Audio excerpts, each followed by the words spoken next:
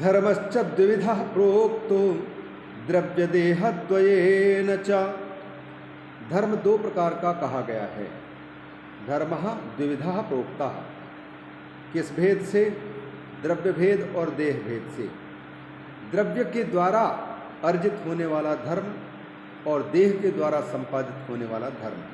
इस प्रकार द्रव्यगत धर्म और देह निर्वर्त धर्म दो प्रकार का धर्म होता है। द्रव्यम इज्यादि रूपम स्यात्, जो द्रव्य से संपन्न होने वाला धर्म है, इज्या आदि रूप, यज्ञ याग आदि, पूजा आदि, ये सब द्रव्य धर्म यज्ञ आदि रूप में होता है। और तीर्थ सेवनादिकम दैहिकम, तीर्थों का सेवन, उपवास, संतों का सेवन, उनकी सेवा, ये अच्छे कर्म में जीवन को, शरीर को लगाना, ये देह से निवृत्त होने वाले धर्म के प्रारूप हैं। धर्मेण धर्माप्नोति, धर्म करा तो धर्म के द्वारा धन की प्राप्ति, मतलब न्याय धन की प्राप्ति होती है धर्म पूर्वक। और तपसा दिव्य रूपताम, धन की प्राप्ति में धर्म साधन और दिव्य रूप की प्राप्ति में तपस्या, अर्थात जो तपस्वी होते हैं, तपस्या करते हैं तो उनके अंतर का स्वरूप निखरता है, दिव्य रूपता को प्राप्त करते हैं वो। निष्कामः शुद्धिमाप्नोति, और जो व्यक्ति कुछ कर्म कर रहा है, वैदिक कर्म, लेकिन उस कर्म को करते समय वह फल की चाह नहीं रखता है, कोई कामना नहीं है, तो उसको शुद्धि की प्राप्ति होती है। निष्कामः शुद्धिमाप्नोति, शुद्धि से क्या मिलेगा? शुद्ध्या ज्ञानम न संशयः, शुद्धि चित्त की जब होगी तो उस विशुद्ध चित्त में ज्ञान का उदय होगा। कौन से ज्ञान का? मुक्ति प्रदान करने वाले ज्ञान का, सत और असत का, नकली और असली का, स्थायी और टेम्परेरी का, परमानेंट और टेम्परेरी का। कृतादौ ही तपश्लाघ्यम द्रव्य धर्म कलौ युगे। अब ये तपस्या है, तपस्या करना प्रमुख धर्म था सतयुग, त्रेता, द्वापर आदि में, लेकिन कलयुग में ये तो तपस्या हो नहीं पा रही है। यहाँ तो द्रव्य धर्म कलौ युगे, द्रव्य से संपादित होने वाला धर्म ही मुख्य धर्म के रूप में आ रहा है। कृते ध्यानात् ज्ञान सिद्धि ही, सतयुग में यदि कोई ध्यान करता था तो ध्यान करते करते वो एकाग्र चित्त होकर के और ज्ञान को प्राप्त कर लेता था। त्रेतायाम तपसा तथा, त्रेता युग में तपस्या करता था तो तप से शुद्ध होकर के ज्ञान की प्राप्ति हो जाती थी उसको। द्वापरे यजनात् ज्ञानम, द्वापर युग में यज्ञ याग पूजा आदि करके ज्ञान मिल जाता है। इस प्रकार से सतयुग के व्यक्ति तपस्या से जीवन को सार्थक कर लेते हैं। त्रेता युग के व्यक्ति ने ध्यान से सतयुग के, और तपस्या से त्रेता युग के व्यक्ति, और यज्ञ से द्वापर युग के लोग ज्ञान की प्राप्ति कर लेते हैं। कौन से ज्ञान की? मुक्ति प्राप्त कराने वाले ज्ञान की। प्रतिमा पूजया कलौ, लेकिन ये कलयुग आया है ना, इस कलयुग में हमारे पास में ध्यान करने का मौका है, ना हमारे ध्यान में मन लग पाता है, चित्त एकाग्र नहीं हो पाता। ध्यान कहाँ से? तो फिर तपस्या करके दिखाओ। बोले तपस्या भी हो नहीं पा रही, छोटी सी गर्मी, छोटी सी ठंडी, छोटी सी बरसात नहीं सह कर पाता व्यक्ति, छोटे से काम क्रोध लोभ मोह को नहीं सह पाता, तो फिर वो क्या तपस्या करेगा? तो त्रेता युग का तपस्वी तो वर्तमान कलयुग का व्यक्ति नहीं बन सकता है, तो फिर यज्ञ करो। बोले यज्ञ के लिए भी सामग्री चाहिए, साधन चाहिए, पर्याप्त धन चाहिए। कहाँ है व्यक्ति के पास में उतना धन जो यज्ञ याग करे? तो कलयुग का व्यक्ति यज्ञ भी नहीं कर पा रहा, तप भी नहीं कर पा रहा है, और ध्यान भी नहीं कर पा रहा है। तो इसकी मुक्ति के लिए, ज्ञान की प्राप्ति पूर्वक मुक्ति के लिए फिर क्या उपाय है? रोमहर्षण ऋषि जी कहते हैं, प्रतिमा पूजया कलौ, कलयुग में प्रतिमा की पूजा करते रहो। बस भगवान की आरती उतारो, सवेरे स्नान कराओ, ब्रह्म मुहूर्त में उठो, नहा धो, मंदिर खोलो, मंगला आरती करो, साफ सफाई करो, और पूजन, 3 समय के पूजन, प्रातः, मध्याह्न और सायं भोग लगाओ, भजन करो, जप करो, कथा सुनो सुनाओ, ये सब के सब करो। ये प्रतिमा पूजा यदि कोई कलयुग में करता है तो सतयुग में ध्यान से जिस ज्ञान की प्राप्ति पूर्वक मुक्ति की प्राप्ति होती थी, त्रेता युग में तपस्या से शुद्धि पूर्वक ज्ञान प्राप्ति और ज्ञान के द्वारा फिर मुक्ति की प्राप्ति होती थी। उसी प्रकार द्वापर में यज्ञ करके, क्योंकि यज्ञोदानम तपस्यैव पावनानि मनीषिणाम, तो यज्ञ करके शुद्धि और शुद्धि में फिर ज्ञान की प्राप्ति करके और मुक्ति की प्राप्ति हो जाती थी। लेकिन ये तीनों के तीनों कलयुग में हो नहीं सकते, अतः प्रतिमा पूजा ही सरल से सरल उपाय यहाँ पर मिल रहा है, ऐसा शिव पुराण का कथन है। यादृशं पुण्य पापं वा तादृशं फलमेव हि द्रव्य देहांग भेदेन न्यून वृद्धिक्षयादिकम्। जिस प्रकार का पाप है उसी प्रकार का फल भी उसका उतना ही होगा, जिस प्रकार का पुण्य है उसी प्रकार से पुण्य का फल भी सुख आदि उतना ही होगा। पाप के अनुसार पाप का फल भी उतना बड़ा दुख, और पुण्य जितना बड़ा है उसके अनुसार उतना बड़ा सुख भी होगा उतना ही।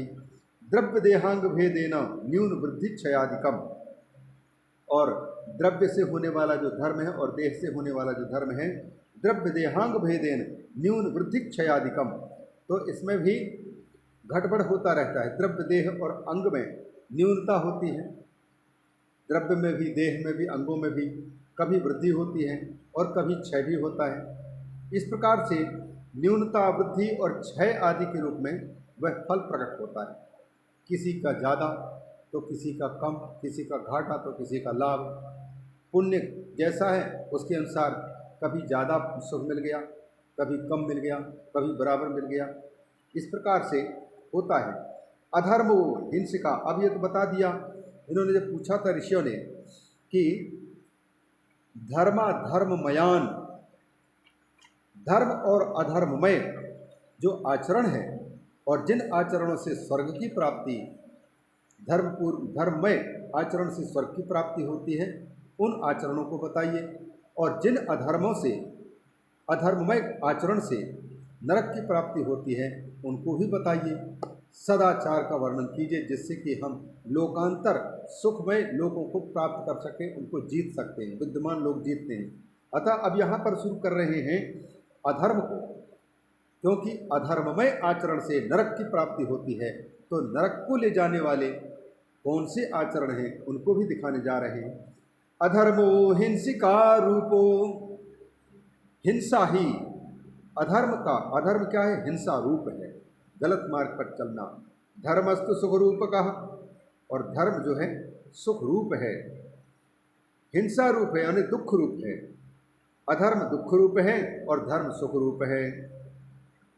अधर्मात् दुखम आपनोति, व्यक्ति इस जीवन में जो भी दुख प्राप्त कर रहा है तो जन्मांतर में किए हुए अधर्म पाप का फल भोग रहा है।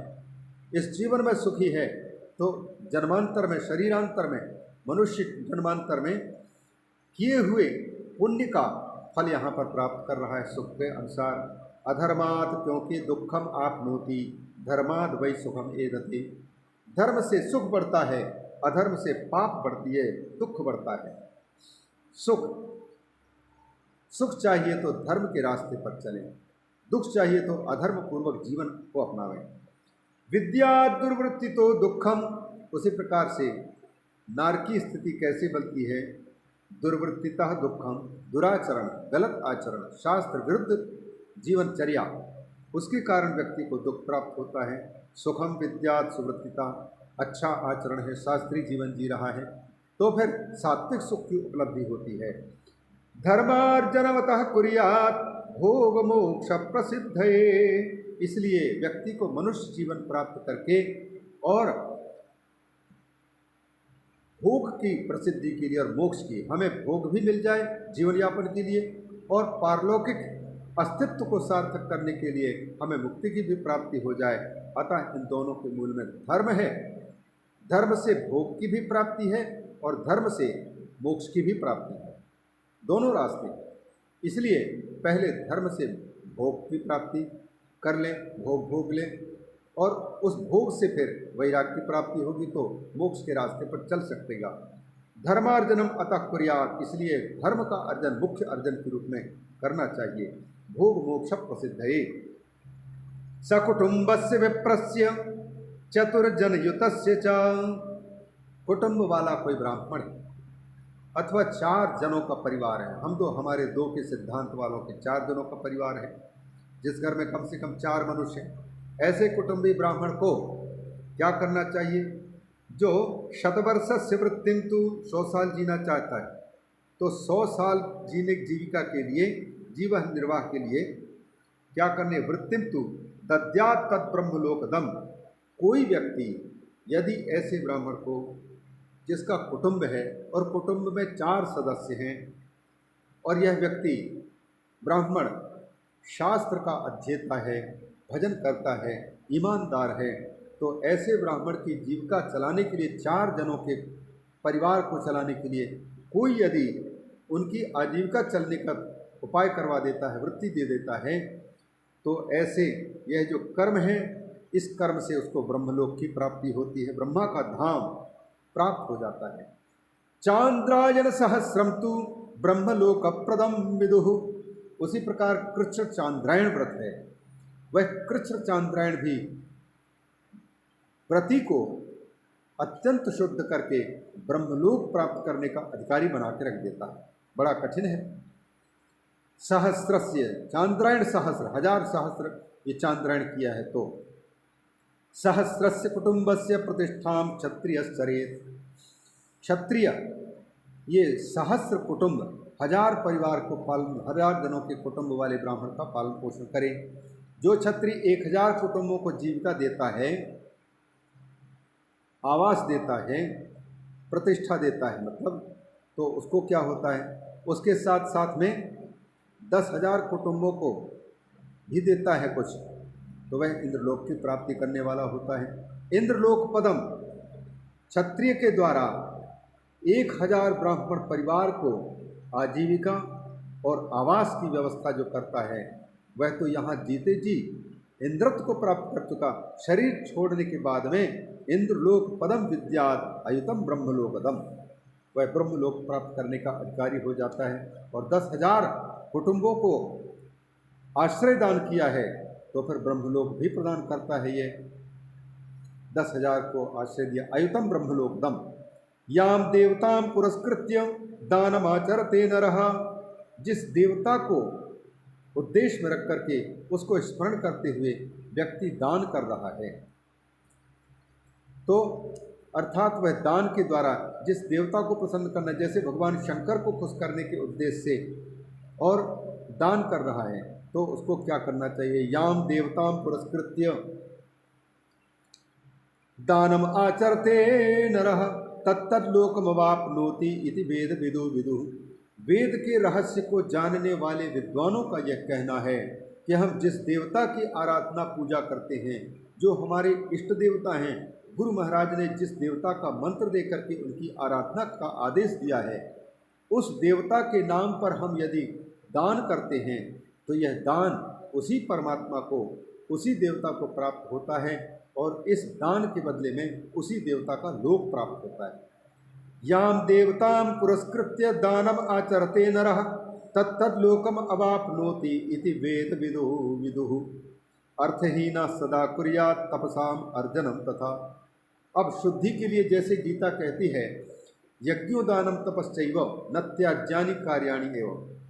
ये तीनों के तीनों कर्म, यज्ञ दान तपः कर्म न त्याज्यम कार्यमेव तत्।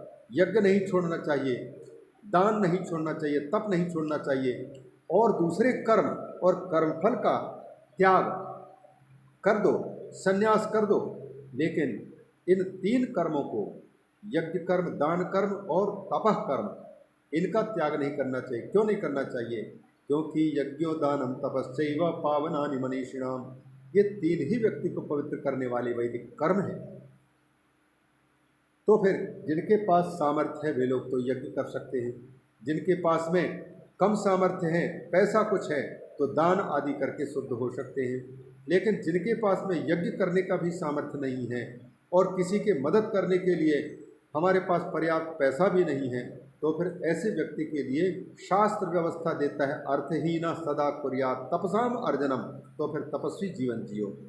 धन नहीं है, अर्थहीन व्यक्ति के लिए शुद्धि का सबसे सरल रास्ता है, तपस्या शुद्ध करके रख देती है। अर्थहीन सदा कुर्यात् तपसाम अर्जनम तथा। उसी प्रकार से कहते हैं तीर्थाच तपसा प्राप्यम सुखमक्षयमश्नुते। कहते हैं न्यायपूर्वक जो धन है उसके धन के अर्जन की विधि बताने जा रहे हैं। अर्थार्जनम तीर्थाच तपसा प्राप्यम सुखम अक्षयम अस्नुते। ये जो अभी तीर्थ की बात चल चुकी है और तपस्या की बात आई है, तो तपस्या और तीर्थ सेवन इन दोनों से अक्षय सुख व्यक्ति को मिलता है और मनुष्य उसका उपभोग करता है, सुख का उपभोग करता है।